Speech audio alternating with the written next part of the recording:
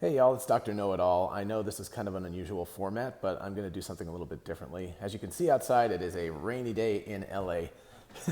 Who would guess we would travel and we'd get a rainy day? Anyway, apropos of that, I don't have any way to really edit this video or anything, but I thought it would be a really good idea to do something a little bit different where I'd actually done some research and separate the facts from the fiction in terms of the COVID-19 outbreak. So anyway, obviously this is not a question because I've already looked, so I already have a basic idea of how all these things work. Please remember I've called this from other sources, and I am not a medical doctor. I have a PhD in English, so you should definitely, if you start feeling symptoms or something like that, you should go to see a medical doctor because they're the people who will be able to tell you whether you've got something or not. So with that caveat in mind, I thought I wanted to kind of separate out the facts from the fiction to make sure that people have a decent idea of what's going on and whether they should panic or not and so forth. So first of all, just a quick back up a little bit, and I've got another video that you can look at that talks about the difference between the coronavirus or COVID-19 and SARS and MERS, etc. So you can check that link out if you want to. But anyway, the first question, of course, is where did it come from? It's variously called the coronavirus, the novel coronavirus, and the official name now is COVID-19, which stands for corona, C-O, virus, V-I, disease. And then 19 is the year that it came out in because it occurred at the very, very end. The first reported cases were, I believe, the 29th of December of 2019, even though obviously almost all of the disease has happened in 2020. So that's where it comes from. So why is this worse than the common flu? Number one, the mortality rate is currently estimated to be anywhere from 1 to 3.5%. The common flu has a mortality rate of about 0.1%. So it's somewhere between 10 and 35 times more deadly than the common flu. So that's the number one reason. It also has an R0 value, which is a little bit higher than the common flu, which I'll talk about in a moment. One thing to keep in mind about the reason why there's such a big range in terms of the mortality rate and even the infection rate, honestly, is that this is a kind of a moving target, and it could take months to a year or more to determine exactly what the mortality rate of the disease is. Partially because a lot of people apparently are getting this with very, very mild symptoms, and therefore they're not reporting or being tested. And so there could be many, many more cases of COVID-19 than are being reported. But in terms of what's actually being reported versus the mortality rate, that's currently in the 1 to 3.5% range, depending on how things are going. Okay, so the next question, what is the R0 value? So the R0 value is the transmissibility of a disease. So that means if you have it, how many people are you likely to give it to? The R0 value, specifically on the Diamond Princess, and I'll throw a link to this study in the description, is 2.208 on the Diamond Princess cruise ship. For the general public, there's another link I'll give in the description, and that is about 2.2. So it's pretty close to 2, a little bit above 2. Obviously, again, these are all estimates. It'll take a long time to find out exactly what that value is. Why is this value bad? Well, anything over 1 can lead to exponentials, right? So if you only give it to one person and they give it to one person and they give it to one person, it's not going to go too far.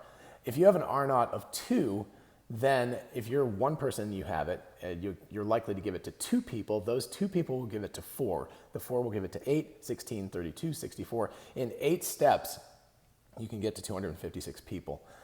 In another 8 steps, what is that? I mean, you're looking at, millions.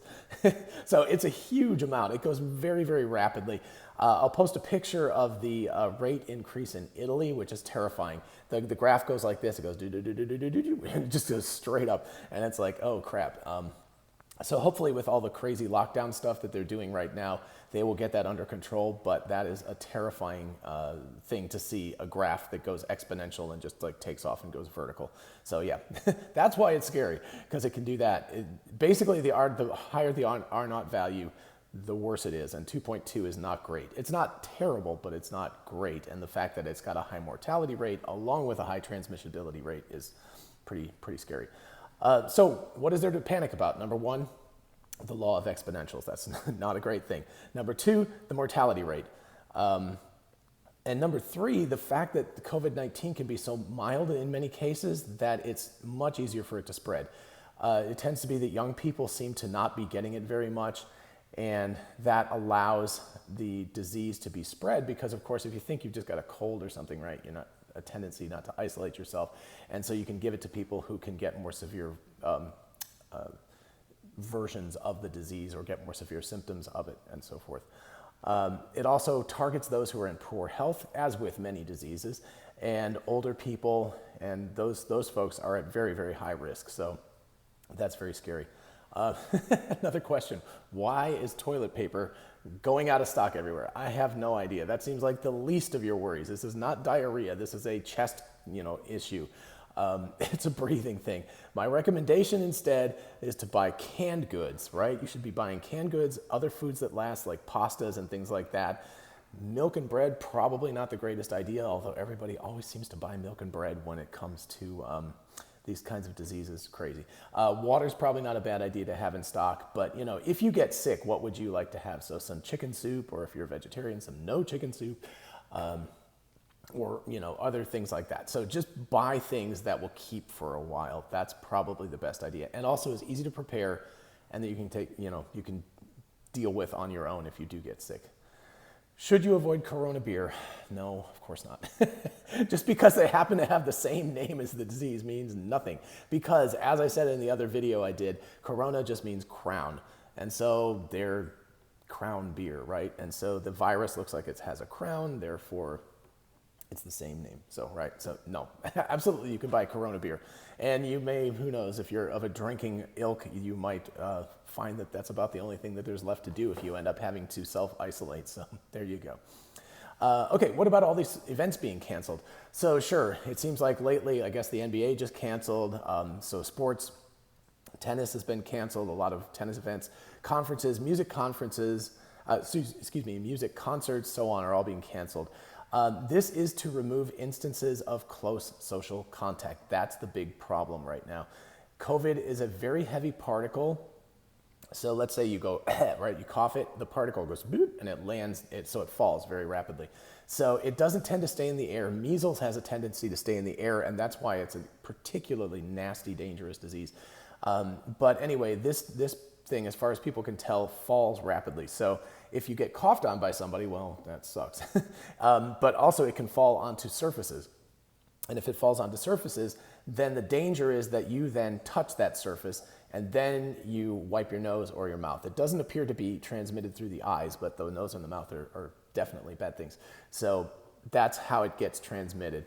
Obviously, the more people there are in a compact space, if somebody has it, there's a really good chance that they could give it to many, many people at the same event. So that's the reason why so many of these things are being canceled. And of course, it's turning out that like the reason the NBA was going to play without an audience, without a crowd, but what they did instead was, because some of their players are now testing positive for the disease, they're like, no, that's it, right? Because essentially the basketball is something that people are touching after coughing on themselves. Also their body parts, right? You might cough on your hand and then you do a check or something like that, or try to block a shot, and then you're making contact with another player. So obviously the athletes want to be safe, and good for them.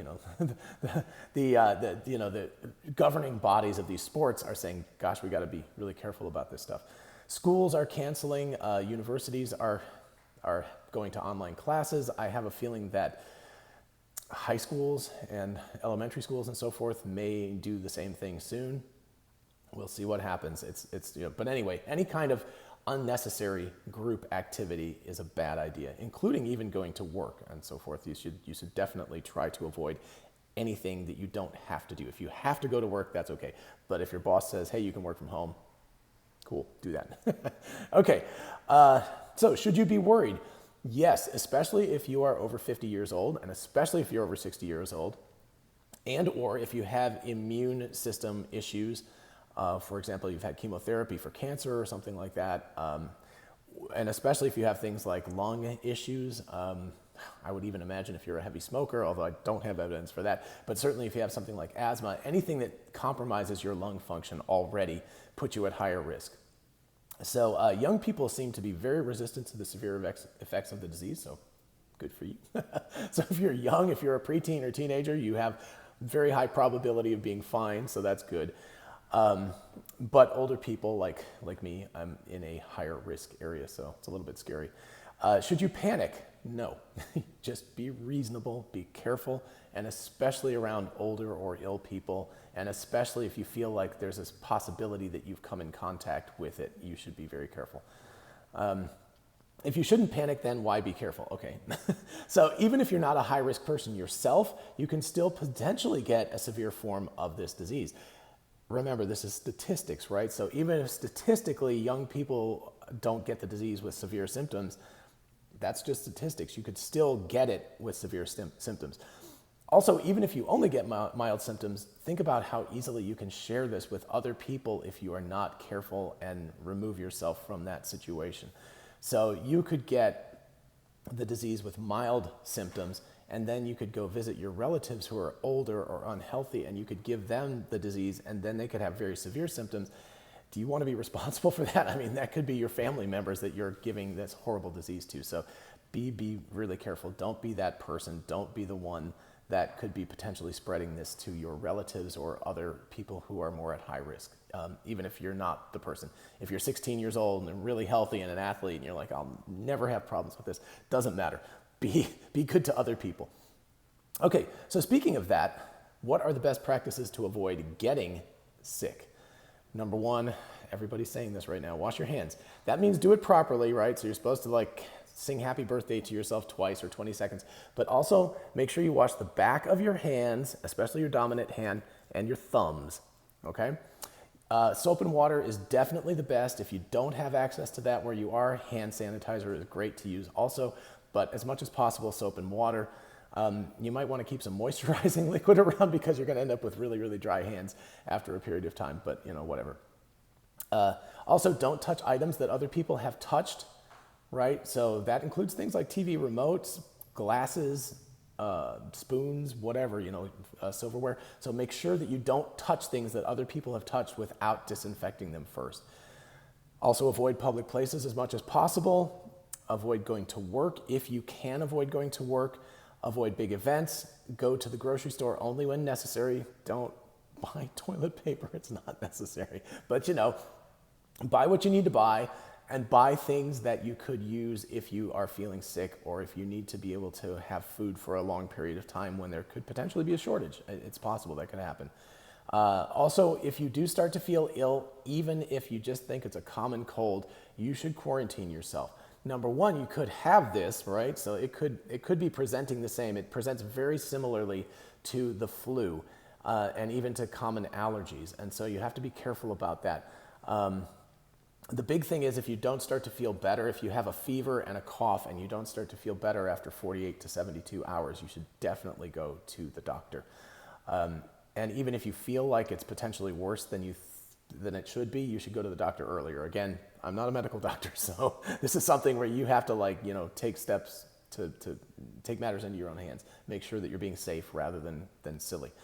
But again, even if you say are just getting a cold, it could compromise your immune system. So if you don't isolate yourself at that point and you have a compromised immune system, it's much easier for you to get COVID if you come in contact with it because your immune system is already depressed because you've got another disease. So for sure, if you're feeling badly, it doesn't really matter what it is that you're feeling badly about, make sure you isolate yourself. So if you do have it, how can you keep from spreading it? Again, self-isolate. Definitely do that. Stay by yourself as much as possible for 14 days after potential exposure, including stay away from other family members, especially those who could potentially be in ill health. Use a separate bathroom, use separate utensils, use separate cooking equipment. Don't share things like remote controls, telephones, laptop computers, so forth. Those are all really, really important things to keep in mind and to make sure you do. So make sure that you are part of the solution, not part of the problem. Hopefully we'll get this all in check, and hopefully within 8-12 months we will have a vaccine, and that will reduce the potential severity of all of this stuff. In the meantime, everybody, stay safe. If you have any questions, make sure you look at some of the links that I've provided down below, or look on the WHO site or the CDC site or something like that to get good information. Talk to your doctor if you're concerned. All of these things are super, super important. Everybody stay healthy, and until next time, make sure you ask questions in the comments or at my email address, which is drknowitallknows@gmail.com, and for sure make sure you like and subscribe for more of these videos. More on the order of questions and things that are the normal ones. But anyway, I thought this was important, and as I'm traveling, I thought it was important for me to get this out there and get it for everybody. So, till next time, bye-bye.